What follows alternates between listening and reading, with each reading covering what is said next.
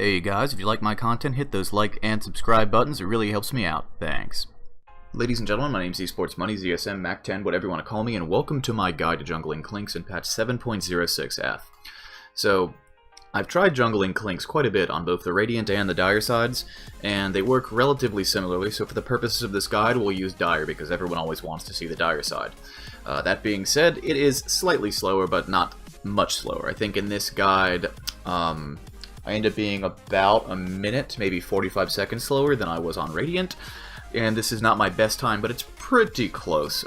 So the goal of this guide is we're going to be going straight for a desolator, and we're going to do the build as follows. We're going to get the Blightstone as soon as possible, and we're not going to buy any starting items. Now you're probably wondering, why are we not buying any starting items? So Clinkz does pretty abysmally low base damage, it's like around 40. So when you have 1 point in your W, you do an additional 30 physical damage, which means you're doing 70 total damage, and you can do a lot of these when you start out because you have full mana. As you can see, I'm bringing my mana down. And the minus armor from the Blightstone is a much better deal than simply getting +3 damage from buying a Fairy Fire and buying an Iron Talon. Or, not an Iron Talon, an Iron Branch. So you will be buying an Iron Talon, though, because you need to clear out trees to give you create your high ground vision, and you also want to use the active on the largest creep as possible at any time. Now there's one slight mistake I make later on in this guide. It didn't affect my time too terribly, but you want to make sure that you have 100 mana as soon as you hit level 6 so that you can use your ultimate on the largest creep that you can see. Now remember, this ability is based on the current hit points of the creep that you're using it on, so you want to not hit that creep at all before you use it. So the name of the game for the Dire side is you're going to be killing this medium camp, and then you're going to be moving over to the hard camp. You're going to be stacking the hard camp whenever you have enough time, and then you're going to be falling back on medium camp. On the Radiant side, it's kind of the opposite. You're going to stack the medium camp whenever you have a chance, and you're going to focus on the hard camp. This translates into a slightly quicker, slightly faster jungle, but it's not the be-all, end-all. It doesn't really ruin the guide one way or another. So as far as skill build is going to be concerned, your W is a great value point. Clinkz has several value point options, to be honest, but considering you have to spend 10 mana every time you use your awesome Searing Arrows, I believe his passive is called, the bonus physical, yeah, Searing Arrows, 30, 40, 50, 60, or 70, or 60, 70, 80, 90, if you have the talent, bonus damage, you're going to be putting points into that every chance you get. At level 2, I get a point in Skeleton Walk, and if you're worried about getting ganked, then make sure that you save 75 mana for the Skeleton Walk. Now, you probably just saw me pick up some Moondrops? Is that what they're called? Moondrops, mana things? Anyway, the item that gives you 0.85 mana regeneration and creates a magic shield for up to 5 instances.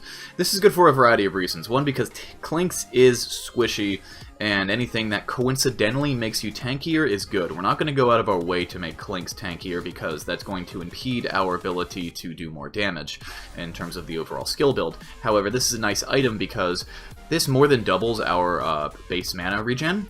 And if we're just, even if you're not even paying attention, just sitting with your Searing Arrows on autocast, this translates into twice as many Searing Arrows, which translates into quite a bit more damage because you're essentially doing close to double damage, give or take, depending on your level and how many points you have in the Searing Arrows. You're doing about double damage every time you use it. We'll use the Shrine here. It's not essential that I use the Shrine here, but I wanted to so that I would have plenty of mana to burn down. Now, it seems like the guide drags on, even though it's only about 45 seconds to a minute slower than my Radiant experience with this. It feels a lot slower because there are instances where you don't get as much experience because you're killing the medium camp. But overall, it works out to be about the same. Really, it's not that much faster to go on Radiant. I think if you did it perfectly on both sides, you might be able to shave off 90 seconds, which isn't that big. So, now that we've kind of talked about the mechanics, and I think I've kind of beat that dead horse to death, let's talk a little bit about the overall skill build. So we are, of course, going to max out Searing Arrows by 7, we're going to get a value point in Skeleton Walk, and we're going to get a point in Strife at level 4. Strife is a relatively interesting ability because it gives you 4 seconds where you have 130 bonus attack speed, or if you get the talent, 200. and it costs 90 mana. So, especially if you have, once you have 4 points in this, during that 10-second period where you have super attack speed, you're going to be trying to burst down heroes to where his ganking comes from. And if you have Searing Arrows on, then you're burning 10 mana every time you use it. So be sure that you have a boatload of mana before you try to execute this, because of the fact that you're using 10 mana every single time you right-click, and then you have to use 90 to initiate this barrage, and you're going to be right-clicking a lot because you have 130 bonus attack speed. So as far as other build-related things go, I typically will I'll prioritize getting a second point in Skeleton Walk because the duration is 20 and the cooldown is 20 at level 1, and then at level 2 it goes 25-19. So it's nice to have a second point in that. And at level 10, I will pretty much universally, like, I was talking earlier a little bit about how we're not going to prioritize anything defensive over the offensive capabilities of this hero. He's not an int hero, but he feels like an int hero at times because he's so mana choked. At level 10, you can get plus 10 magic resistance or plus 10 int.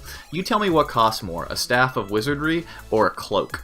So go ahead and pick the plus 10 intelligence, and I'll typically get this right when I hit level 10. Regardless of what's going on in the game, I will prioritize getting the 10 int because that is you doing a significantly large amount of damage and having the ability to burst much more often. At level 15, you have the choice between 15 strength and plus 30 Searing Arrows.